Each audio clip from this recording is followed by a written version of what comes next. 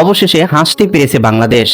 3 match ODI সিরিজের তৃতীয় ম্যাচটি বাংলাদেশ দাপটি জয়লাভ করে। এই ম্যাচ জয়লাভের মাধ্যমে বাংলাদেশ যদিও সিরিজ বাঁচাতে পারেনি, তবে মনোবল বেড়েছে বাংলাদেশের। এদিন বাংলাদেশের উদ্বোধনী জুটি 150 রান করে, যদিও তারা কয়েকবার জীবন পেয়েছে, তারপরেও ভাগ্য সহায়তা করেছে বলে তারা এই ম্যাচটিতে একটি পার্টনারশিপ গড়তে পেরেছে উদ্বোধনী জুটিতে, এবং যার ফলে এই উদ্বোধনী জুটির 150 রানের উপর ভর করে 3 উইকেট হারিয়ে তাদের জয়ের লক্ষ্যে পৌঁছে যায় এবং 7 উইকেটে জিম্বাবুয়েকে পরাজিত করে। যদিও সিরিজটি বাঁধানো যায়নি, তবে বাংলাদেশের ব্যাটসম্যানদের মনোবল বেড়েছে এবং এই মনোবল নিয়েই বাংলাদেশ দল সামনে অনুষ্ঠিতব্য 3 ম্যাচ টি-20 সিরিজে খেলতে যাবে। বাংলাদেশ দলের প্রথম এবং দ্বিতীয় টি-20তে দল কেমন হবে সেই বিষয়ে আজকে আলোকপাত করব।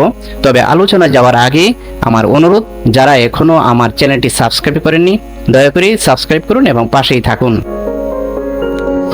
বাংলাদেশ এবং জিম্বাবুয়ের মধ্যকার প্রথম এবং দ্বিতীয় টি-20তে সম্ভাব্য একাদশ হতে পারে এমন: তানজিদ হাসান তামিম বাম হাতি উদ্বোধনী ব্যাটার, মোহাম্মদ সাইফ হাসান ডান হাতি উদ্বোধনী ব্যাটসম্যান, পারভেজ হোসেন ইমন ডান হাতি ব্যাটসম্যান কাম উইকেট কিপার, তৌহিদ হৃদয় অধিনায়ক ডান হাতি ব্যাটসম্যান, মুসাদ্দিক হোসেন সৈকত ডান হাতি ব্যাটসম্যান এবং স্পিনার, কাজী নুরুল হাসান ডান হাতি ব্যাটসম্যান এবং উইকেট কিপার, শেখ মাহাদি হাসান ডান হাতি স্পিনার ডান হাতি ব্যাটসম্যান, মোহাম্মদ সাইফুদ্দিন ডান হাতি পেসার বাম হাতি ব্যাটসম্যান, শরীফুল ইসলাম বাম হাতি পেসার, মুস্তাফিজুর রহমান ডান হাতি পেসার, নাহিদ রানা ডান হাতি পেসার।